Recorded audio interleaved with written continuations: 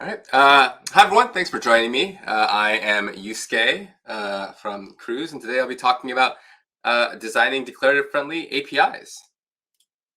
So first, the general structure of the talk, I wanted to give a little bit of an intro about myself and my background, go into depth about sort of what we're talking about when we're describing declarative clients, and what does it really mean to be declarative-friendly, and then we'll dive into some design patterns where we look at what makes these APIs declarative friendly and how we can adjust existing APIs to be friendlier. Go into a little bit of a exploration into what if we could start from scratch, what would a amazing, perfect declarative API look like? And at the end, we just talk about sort of what's next. So who am I? I am Yusuke. Basically, I previously worked at Google, and my talk today is from a lot of experience. Although my views do not represent Google nor Cruise. I was the manager of the Terraform team at GCP for a long time, and eventually I kind of transitioned over to becoming the API design tech lead because I had a lot of experience about sort of integrating with APIs, and that lended itself well to that role as well. You can contact me here, and I'm at Cruise, and also ap.dev, which I will talk about later in this talk. So when we're talking about declarative clients, what do I mean? I have a slide that kind of, I think, properly differentiates between declarative and imperative clients here. On the right is kind of what you might be familiar with. If you have some sort of API that exposes a set of operations, a SDK for that API might just wrap them in some sort of nice language-specific wrapper. And if you want to, create a resource or create an object or do something with an API, you might execute each of these calls imperatively, right? So let's say that I wanted to build a tool that will effectively just ensure that a VM exists.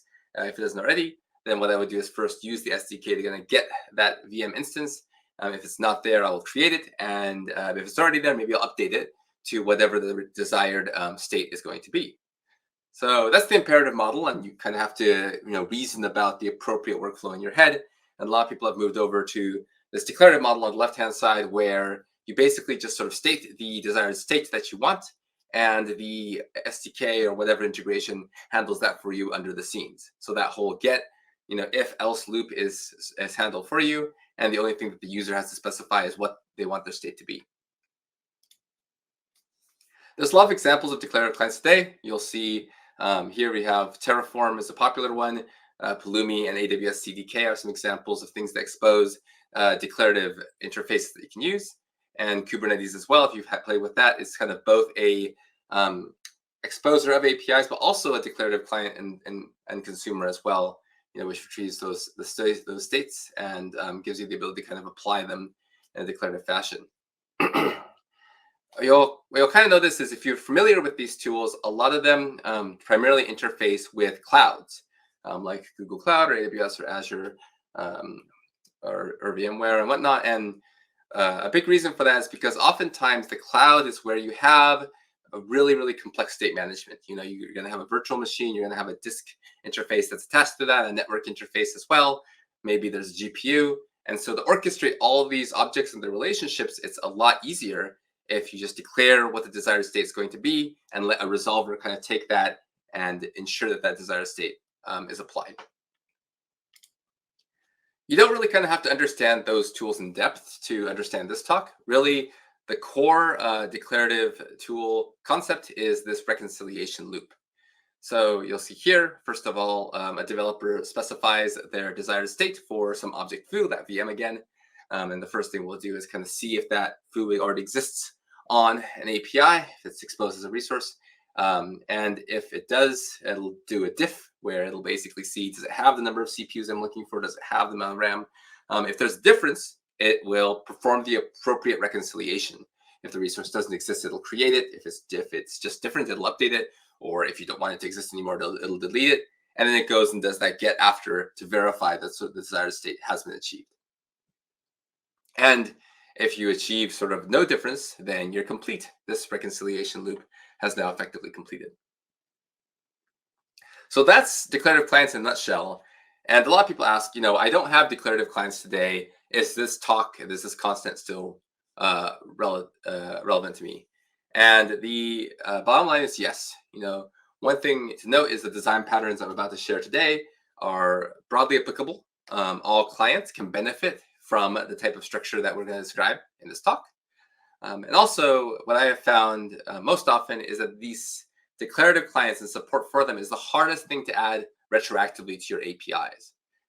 There's a lot of engineering time that gets spent, fixing these clients one-off because the APIs just don't have the behavior that you're looking for, and this is exhibited in a lot of different projects as well. So if you look at, for example, here's some screenshots of major Terraform providers provided by HashiCorp, and there's thousands of issues each.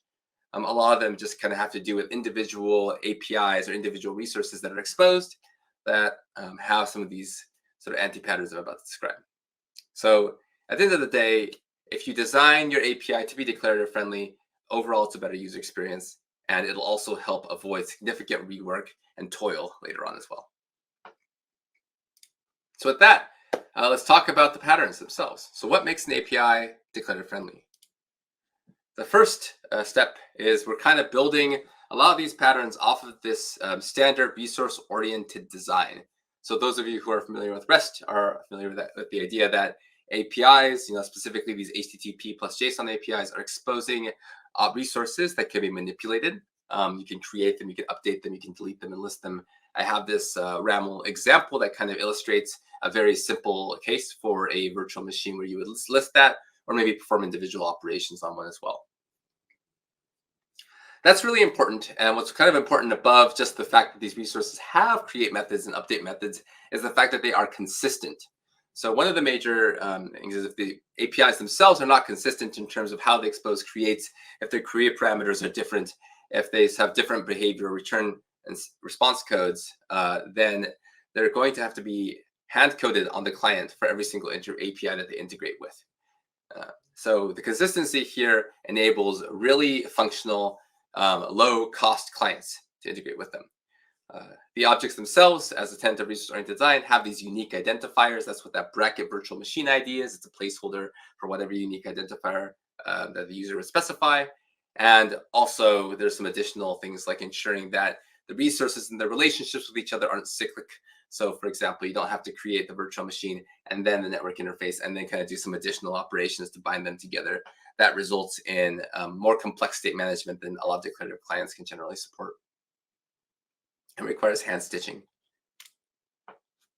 So I get asked, what about imperative operations? So we talked a lot about this create, update, delete interface for these resources, but there are types of operations that don't really fit in that category. For example, you might want to restart a virtual machine or stop it.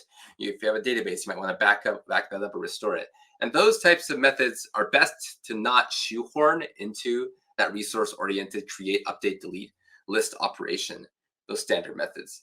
And the reason for that is because oftentimes the experience ends up being a poor experience for the user. It becomes a poor experience for declarative clients as well, because the only way that you can kind of model a restart in a sort of resource schema is if you have some sort of integer, for example, that you increment to add some new, like this is the restart number. And so if it sees the difference between 4 and 5, it'll basically perform a restart that ends up not working particularly well for the imperative experience, and also for clients, it's just doesn't look clean or usable as well. So there is a point here where you kind of have to make a decision about what is in scope of a declarative client, and oftentimes these lifecycle methods are not part of that. And so it's completely acceptable to have one-off operations. It's just understanding a differentiation between specifying the resource's state itself, or the configuration of that resource, and the lifecycle state, and keeping those separate. Along with these CRUD operations, these standard methods, you also want to make sure that those are strongly consistent.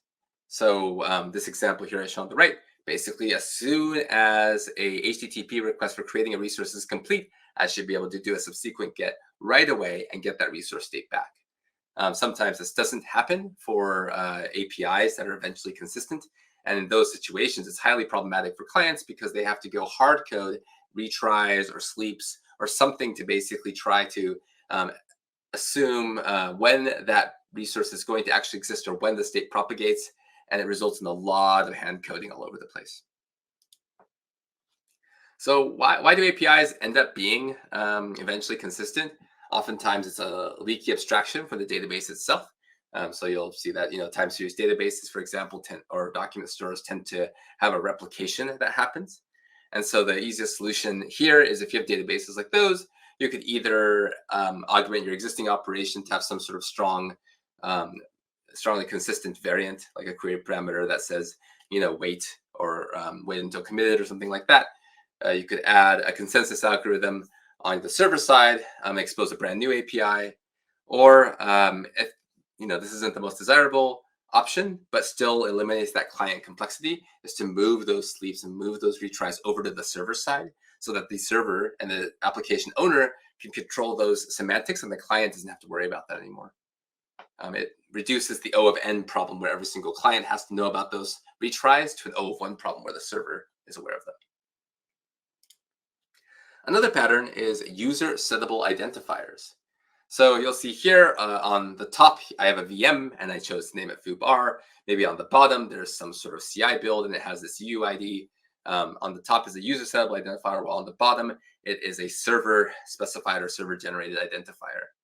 Generally, server generated identifiers are not declarative friendly. And the reason for that is because if you go back to that reconcile loop, remember the first step is getting that resource state. You can't get the resource state if you don't know what the ID is going to be. And so a lot of the times, what happens is you try to integrate these server generated IDs is when you do some sort of apply operation, you might find yourself duplicating the creation of those because we don't get that ID state beforehand, and we kind of have to locally store some record that we've created the resource and generated and the ID that was generated. And so it ends up being a little bit problematic for that reason. So generally, if you can, you want to kind of specify the user settable ID or allow your API to have user settable IDs. This is one of the patterns that's quite difficult to adapt to existing APIs. Oftentimes, server-generated IDs are a result of some sort of hard coding in the behavior of the API itself. So, oftentimes, it will depend on the fact that there's a UUID generated. The UUID namespace is discrete, but sometimes it's hard to basically allow user settable identifiers in there. You might result in some sort of collision between the two.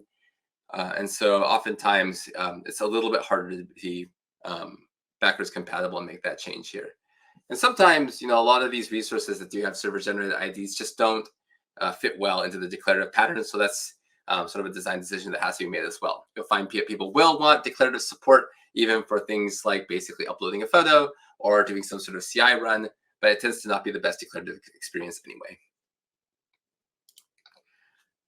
But there is a pattern. So for a new API, or maybe something that's a little bit more flexible, having some sort of namespacing of the ID so that you can differentiate between what is server generated and what is set by the user is really valuable. So, a simple approach might be a leading underscore implies that server generated. A user settable ID cannot start with a leading underscore. And then you have that sort of really natural namespacing between the two, and you can enable that declarative experience as well. So I wanted to kind of take a quick pause and introduce a new concept. We talked about that reconcile loop. And for those who have been observant, you might see that it's actually possible to enter a loop with this, right? And that only happens if you basically do that operation to apply the desired state, to create, the update, delete, and for whatever reason, next time you do that get, it's still different. And so we call this concept a permittive. And it actually happens a lot more often. This tends to be the biggest problem when generating a declarative client. There's a few different reasons why that happens.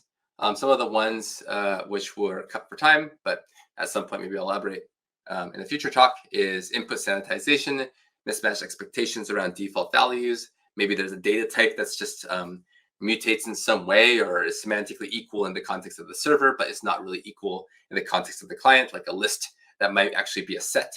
If that comes back in a different order, then the client isn't aware of that, then it'll basically see a different ordering of the list and effectively try to do a reapply. But the biggest one is this mixing of user managed and server managed fields. So let's go into an example. Let's say that for my cloud resource, my VM, I am exposing a labels field. That is a map, typically a bunch of key value pairs. And let's say that exists because the client wants to attach some additional metadata. For example, I might attach the git SHA to that particular label, which, that git SHA is correlated to the git commit that I used or to build the service that gets deployed on that VM.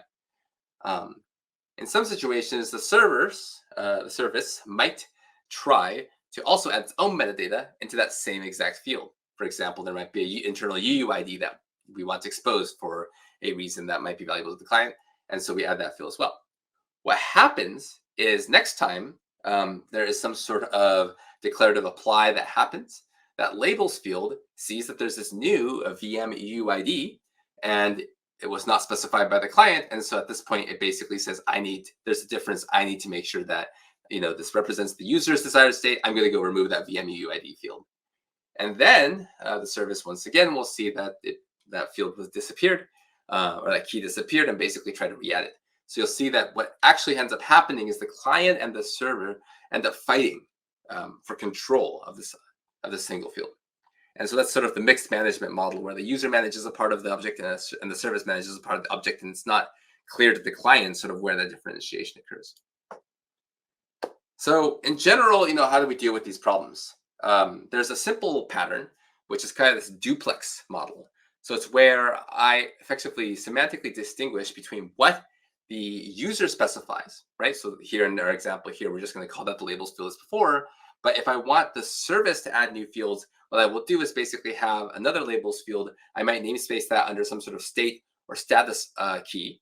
And what that means is that basically here's a bunch of read-only values that the user can look at to see sort of what the final merged result was. And so like I said, this ends up being, for the most part, backwards compatible. Some of the fields will basically be exposed separately. And so there's some issues there. But it's extremely simple from a logic standpoint. And the client generally doesn't really have to understand anything more than the fact that this new labels field that exists is read-only. And so it's very simple from a client perspective. If you can't achieve that, there's other options. One is effectively sort of introduce a data type that does have that awareness. So maybe if this was an HTTP API and you had an open API schema, you might basically say that this is an extended data type that's maybe like a dual managed map. And what the client should know, that if I ever see a dual managed map, basically what I will do is always assume that any fields that come in there are ones that I shouldn't be modifying or care about.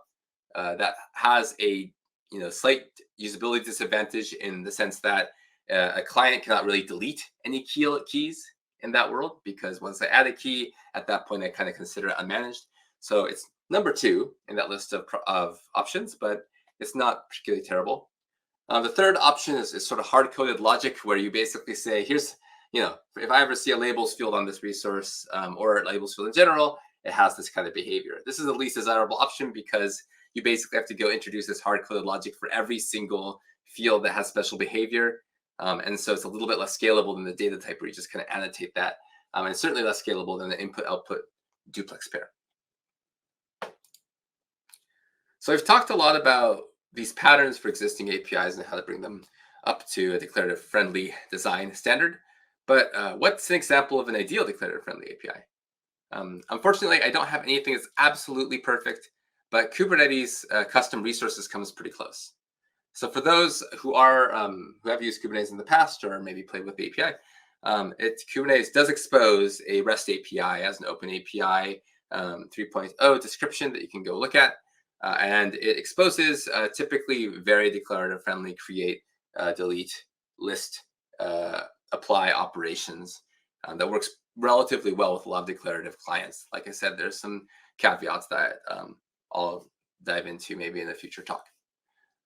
But what's really powerful about this model is we talked a lot about the standardization of the behavior of those standard methods, and Kubernetes has an feature for custom resources where you'll basically upload schemas of objects, maybe the namespace that belongs under, and at that point it exposes and all of the apply, update, delete, and list types operations for free. And so they're completely standard. And what you'll kind of see here is that level of standardization and that friendliness is actually proliferated an ecosystem of clients that are able to apply to any resource type. So examples include kubectl. Kubectl is the standard Kubernetes client, and it can basically work on any resource type as soon as it's added. because they all behave the same. It's also possible, because of that sort of standard structure, to actually have UIs built on top of it. So the screenshot here on the right is the Google Cloud object browser UI. And what you'll see here is you can actually look at the various resource types that exist. You can drill down into them, you can list them, and actually see their resource state as well. And there's also integration for Terraform providers. So what's next? We have all this knowledge now with declarative clients. What do we do with it?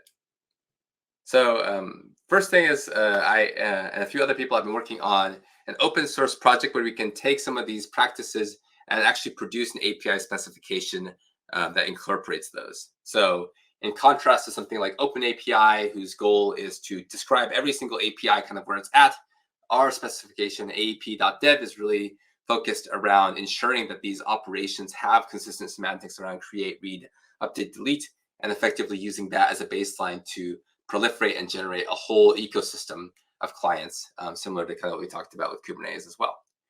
There's people from Google, Roblox, IBM, Microsoft, and Netflix involved, and we're always looking for contributors. So please, reach out to me or join us at the AEP Slack channel on the CNCF Slack.